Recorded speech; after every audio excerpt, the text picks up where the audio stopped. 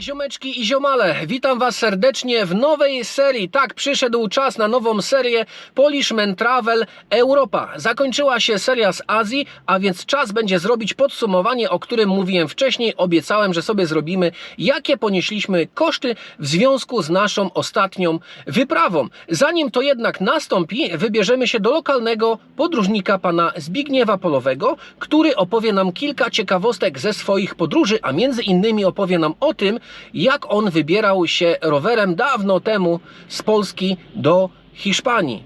Także ziomeczki, słuchajcie, zapraszam na odcinek, zapraszam na wywiad z panem Zbigniewem Polowym. Oczywiście nie będzie to cały wywiad, bo wywiad jest długi. Zrobimy sobie tak go w skrócie, a cały wywiad również będziecie mogli sobie obejrzeć na moim kanale już niebawem. Także zapraszam jeszcze raz serdecznie na nową serię Polishman Travel Europa i jeszcze dodatkowo w dzisiejszym odcinku opowiemy sobie o tym, co zabieram ze sobą na drogę, jak to wszystko wygląda, jak i którędy będziemy mniej więcej szli. Wszystko dowiecie się w dzisiejszym odcinku. Miłego oglądania. Jeśli mam coś opowiedzieć o sobie, to musiałbym zacząć od tego właśnie, że już w latach szkolnych, lata 70., 69, to była wędrówka w szkole z młodzieżą, ja jako uczeń. Natomiast później, będąc już nauczycielem, organizowałem dużo obozów wędrownych. Czyli co to jest obóz wędrowny? Obóz wędrowny to jest to, że się wędruje z młodzieżą. I wszystkie moje obozy zawsze były wędrowne, czyli wymagały coś od młodzieży. Wędrowaliśmy pieszo. Bardzo dużo było obozów wędrownych pieszych. Czyli namioty, plecaki, cały sprzęt na plecy i wędrówka. Co 2-3 dni od jeziora do jeziora, obóz rozbity i tak się mieszkało. Też drugi taki odważny, na dzisiejsze czasy, bardzo odważny obóz wędrowny to motorami. W roku 73 wtedy nie było jeszcze zachodnich motorów żadnych. Mieliśmy tylko WFM-ki, WS-ki, Jawy, SKL-ki, CZ-y. To są te, nawet nie wiem, czy CZ nawet była w tym czasie. I tymi motorami 11 motorów, 22 osób, bo z plecakami, czyli chłopcy mieli dziewczyny. Ci chłopcy to byli wszyscy klasa trzecia, czyli ci, co dopiero zrobili prawo jazdy, świeżo prawo jazdy. Te motory to były pożyczone od braci i od rodziców. I pojechaliśmy aż w Lubelskie, czyli wędrowaliśmy całą Polskę i z namiotami, ze śpiworem, ze wszystkimśmy tak jechali sobie od niego.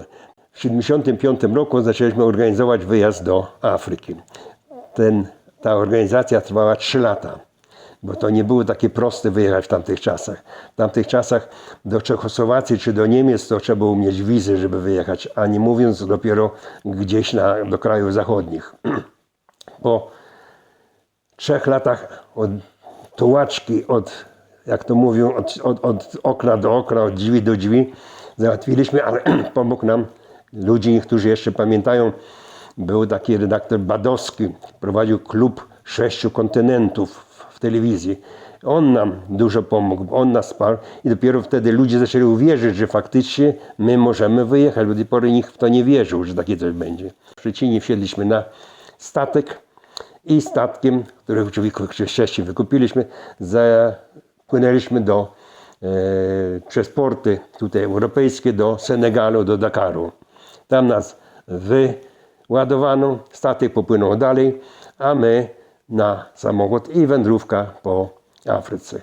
Oczywiście przejechaliśmy tych kilka krajów, dojechaliśmy do wybrzeża Kości Słoniowej i tam znów wsiedliśmy na statek i popłynęliśmy tym statkiem jeszcze za równik aż do Gabonu, bo ten statek tam płynął po drewno. No, myśmy z nimi wróciliśmy. To opowiadanie znów jest druga rzeka opowiadania, więc na tym chyba skończymy. Przygoda mojego życia, tylko tyle powiem, że to jest przygoda życia. W 2009 roku wyjechałem rowerem załadowanym na drogę Świętego Jakuba. To jest droga, która prowadzi, droga pielgrzymująca prowadzi do Santiago de Compostela w Hiszpanii. I wyjechałem tu z swego domu, bo tak chciałem, jak to mówię, spod progu. Wyjechałem do Jakubowa, to jest pod Głogowem, taka mała miejscowość, jest kościół świętego Jakuba. Tam dostałem książeczkę pielgrzyma, gdzie się podbija wszystkie pieczątki po drodze. I z tą książeczką wyruszyłem z Gorzelca, nocleg, i od Gorzelca przez Niemcy całe wędrowałem do Francji. Dojechałem aż do Francji. Stamtąd już przerwałem tą dalszy wyjazd, bo to już był czasu gdzieś 2 tygodnie, jak wędrowałem. Zrobiłem 1250 km i przyjechali po mnie moi synowie i zabrali mnie stamtąd. Gdy powróciłem z tej Francji, zacząłem jeździć w koło Polski. Chciałem objechać całą Polskę i w ten sposób przyjechałem oczywiście przez 4 dni, nie jeden ciągiem, nie jednym dniem, nie jednym przejazdem. Wyjechałem ze Szprotawy przez granicę zachodnią, szlakiem europejskim, oczywiście rowerowym, do Świnoujścia, ze Świnoujścia do Gdańska i pociągiem do domu. Następny rok znów wyjechałem na trasę z Krakowa do Gdańska, znowu wzdłuż Wisły. Był wtedy taki mocny, głośno określany prezydent Komorowski, to obiecał, że zrobi szlak rowerowy wałami Wisły. A ostatnią wyjazdem, to już mylę tutaj kolejnością, jak to było w czasie, ale między innymi chciałem mieć zamkniętą szlak świętego Jakuba. On prowadzi z Lwowa przez Polskę, Niemcy, Francję do Hiszpanii. Dlatego pojechałem do Przemyśla i z Przemyśla rowerkiem też jechałem. Próbowałem oczywiście, tutaj muszę powiedzieć tylko, że próbowałem jechać tym szlakiem świętego Jakuba, ale faktycznie on był jeszcze nieprzygotowany i się naciąłem kilka razy. To może pieszo można by było przejść, ale też z problemami, dlatego że wyjeżdżając z Przemyśla dla przykładu, czy wyjeżdżając z innych miast na ten szlak, który był wyznaczony, okazało się, że on się kończył, bo w tym czasie te pola były sprzedawane i ktoś sobie wykupił tą drogę, którą oni tam wytyczyli, zaorał i normalnie był szlak, ginął na polu. Były szlaki, gdzie trzeba było się przepychać przez jakieś miezy, czyli pieszo to można by było jeszcze iść, ale to też nie żadna przyjemność. Natomiast rowerem tego nie dało rady przyjechać. A on był wyznaczony, czyli ludzie byli jacyś tam chętni, wyznaczyli tę trasę, ale one były nie do prowadzenia. Także tu byłem zawiedziony.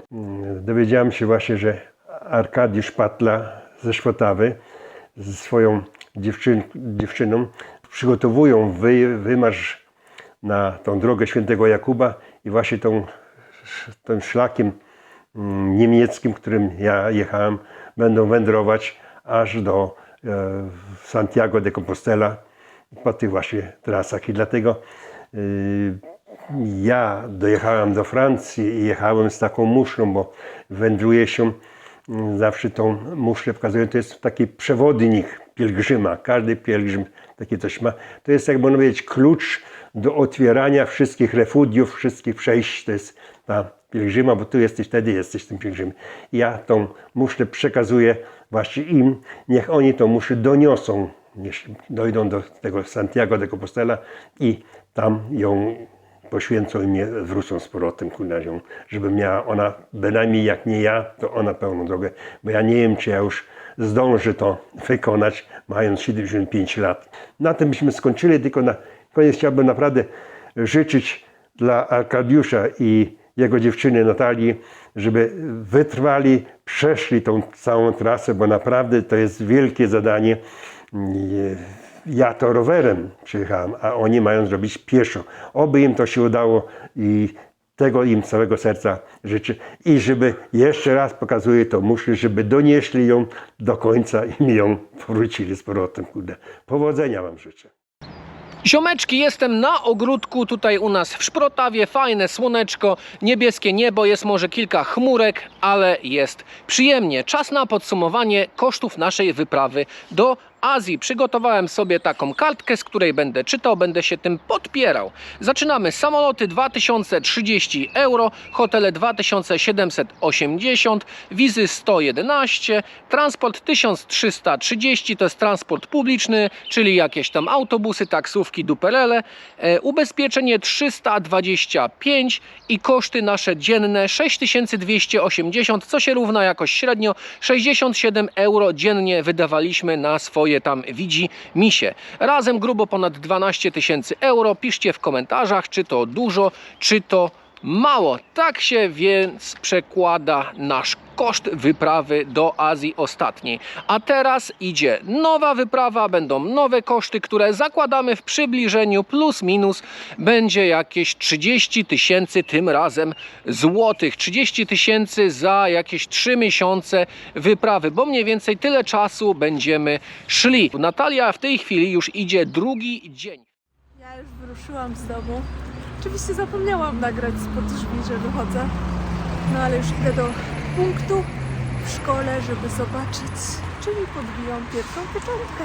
No i mam taką fajną ekipę odprowadzającą. Dziewczyny mnie odprowadzą. Zobaczymy, jak daleko na szlaku. O, jesteśmy w szkole podstawowej w Kobylnicy. Idziemy po pierwszą pieczątkę. I teraz będziemy mieć pierwszą pieczątkę. Tak, tutaj. Że wyruszymy z Kobylnicy. No i wchodzimy na szlak Świętego Jakuba. W Kobylnicy się zaczyna najbliżej, gdzie ja miałam tutaj. Dziadek nas zaskoczył i idzie z nami kawałek odprowadzić. Ekipa w komplecie. Rodzinka mnie odprowadza. Super. Naprawdę fajnie jest zaczynać tak trasę.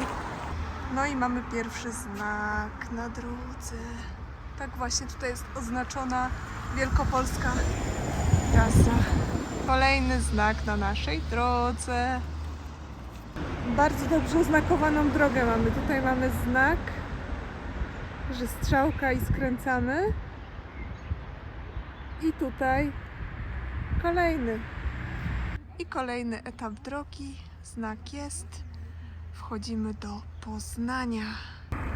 Trzeba przyznać, że droga jest naprawdę dobrze oznaczona. I takie mamy tutaj piękne widoki po drodze. I wychodzimy z oblesionej ścieżki już na taką tutaj główniejszą. Powiem szczerze, że nie myślałam, że kiedykolwiek wybiorę się do Poznania na pieszo. No to dopiero początek. Teraz wyszliśmy na szlak w Dolinie Cybiny Kaczeńca. Naprawdę mamy piękne okolice tutaj w naszym Poznaniu. Jesteśmy cały czas na dobrej drodze, a tutaj jakby ktoś chciał, to może sobie kolejką pojechać. I jesteśmy już na Malcie. Kolejny znaczek. Tutaj widać, w dobrą stronę idziemy. Poznań, Malta wita. A to co tu włazisz? Oglądasz budynek? Wielki pan. Ha. Myślę, że jakieś pół drogi na dzisiaj za nami. Jest niedługo 14, więc tempo mamy takie średnie jak na pierwszy dzień, ale to trzeba się wprawić. Cały czas są jakieś przeciwności losu, więc idzie trochę nam dłużej. Mama z ciocią odprowadziły mnie aż za Maltę w Poznaniu, więc mega dzięki za towarzystwo. No i dalej już idę sama. Tata przyjechał z siostrą odebrać mamę z ciocią, zjedliśmy razem obiad, no i idę dalej już w drogę. Do Głuszyny mi zostało jeszcze jakieś 10 kilometrów. Powiem tak, tutaj jak idę teraz przez Starołękę, wszystkie drogi są słabo oznaczone, bo pozdzierane są naklejki albo znaki na drzewach są również jakby już niewidoczne, więc tutaj już trudniej odnaleźć się na tej drodze, ale daję radę. A jednak znalazłam dobre oznakowanie tutaj na tej drodze. Jest dobry znak i idę dalej. Dotarłam do celu dzisiejszego dnia. Jestem w kościele świętego Jakuba w Głuszynie. Mój dzisiejszy dystans był 21,5 km. Dałam radę pomimo różnych anomalii pogodowych. Słońce teraz wyszło na wieczór i naprawdę jest pięknie. Dzisiaj nocuję w plebanii tutaj u księdza proboszcza, bo niestety nie było noclegów nigdzie tutaj w okolicy dostępnych. Witamy dnia kolejnego. Ja już ruszam z Głuszyny do Żabna dzisiaj.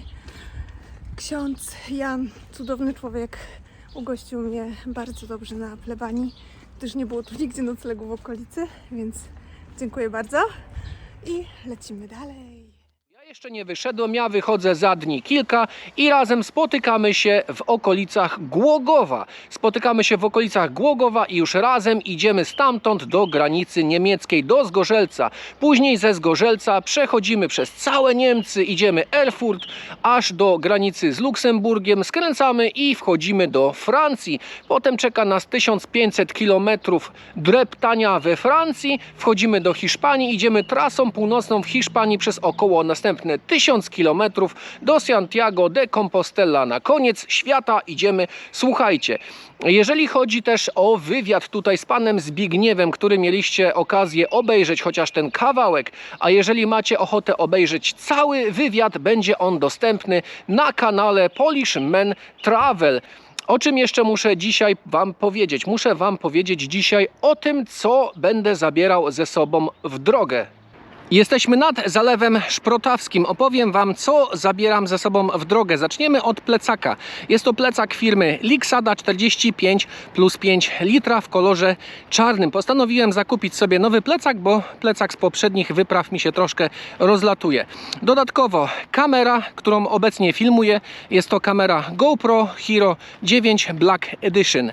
Następnie laptop Huawei, do tego pełne okablowanie i oczywiście mój latający przyjaciel dron DJI Mini 2. Biorę ze sobą jeszcze powerbanka. Należałoby wspomnieć jeszcze o tym, że biorę ze sobą dwa telefony. Jeden telefon do użytku codziennego, a jeden telefon będzie mi służył jako ekran do mojego drona. Dodatkowo pomyślałem sobie o awaryjnym noclegu, jeżeli by nie było dostępnego jakiegoś hotelu lub schroniska, więc zakupiłem sobie namiot, śpiwór, materac i do tego jeszcze poduszkę. Przechodzimy teraz do kwestii ubraniowej. Zaczniemy może od kurtki przeciwdeszczowej, następnie bluza z długim rękawem. Wychodzę za kilka dni, a jeszcze jest troszkę zimno, więc nie chciałbym przemarznąć. 2 pary t-shirtów, 3 pary bokserek, 3 pary skarpet, 1 długie spodnie, 2 pary krótkich spodni, buty Adidasy, 1 para sandałów, 2 pary czapek z daszkiem, 1 chusta, w razie czego jakby świeciło słońce do ochrony przed słońcem, żeby mi się kark nie spalił, i 2 pary okularów. Biorę również ze sobą nóż myśliwski, w razie co jakby trzeba było przygotować sobie jakiś posiłek, pociachać pomidora, rozkroić bułkę, no i oczywiście jakby trzeba było sobie nastrugać troszkę drewna na ognisko. Zobaczcie, mówiąc o ognisku, zdaje się, że ktoś zrobił sobie tutaj ostatnio jakieś dłuższe posiedzenie. Ciekawe, czy mu się udało złapać jakąś lokalną rybę na obiad. A wracając do tematu, co jeszcze ze sobą zabieram? Nie można zapominać o apteczce. Pierwsza pomoc jak najbardziej wskazana na tak długie wyprawy. No i oczywiście plastry. Plastry na odciski są nieodłącznym kompanem w tak długiej wyprawie. No 3200 km, także myślę, że mogą być bardzo, ale to bardzo potrzebne. Kochani, jeszcze kolejna taka ciekawa rzecz. Biorę ze sobą wspomagacze. Będzie to magnez na skurcze, potas, witamina C i elektrolity. Wezmę ze sobą jeszcze kijki do Nordwalkingu, co może być bardzo przydatną rzeczą i będzie odciążało moje spracowane ręce. Zastanawiacie się pewnie, jak będziemy radzić sobie z nawigacją na tak długim szlaku, a otóż będziemy mieli odpaloną nawigację z bitym szlakiem pieszym do Santiago de Compostela. Także będziemy używać telefonu do nawigacji. Zobaczymy jeszcze, jak wyjdzie, czy się pogubimy w trasie. Mam nadzieję, że nie, ale po to właśnie idziemy, żeby była przygoda. Za chwilę jeszcze opowiem Wam o tym, o czym nie należy zapominać, wybierając się w każdą wyprawę, a mianowicie o ubezpieczeniu. Chciałbym wspomnieć o tym, że moja wyprawa odbywa się pod honorowym patronatem burmistrza miasta Szprotawy, pana Mirosława Gąsika, oraz pod honorowym patronatem marszałka województwa lubuskiego, pana Marcina Jabłońskiego, w jednoczesnej współpracy z Urzędem Miejskim w Szprotawie oraz Urzędem Marszałkowskim w Zielonej Górze. Jak już wspomniałem wcześniej, bardzo ważną kwestią jest ubezpieczenie podróżne. Jak pewnie pamiętacie moje zdarzenie wypadkowe z Tajlandii, to wiecie, że ubezpieczenie bardzo mi się wtedy przydało. Znalazłem bardzo dobrą, lokalną firmę ubezpieczeniową w Zielonej Górze. Firma nazywa się Top Ubezpieczenia. Powiem szczerze, jeszcze nigdy nie zostało mi wyjaśnione tak szybko wszystko to, o co pytałem w związku z naszą podróżą i ubezpieczeniem z nią związanym. Ludzie pracujący w Top Ubezpieczenia to profesjonaliści, którzy mają ogromną wiedzę w kwestii wszelakich ubezpieczeń, nie tylko podróżnych. Jeśli szukacie dobrego ubezpieczenia, to napiszcie do nich. Link w opisie. Ziomeczki i ziomale, na dzisiaj to by było na tyle. Pogoda się trochę kaszani, więc trzeba iść i się pakować w trasę. Trzeba iść w nową przygodę. Idziemy do Hiszpanii szlakiem świętego Jakuba, więc buen camino i do zobaczenia w następnym odcinku. Ciao!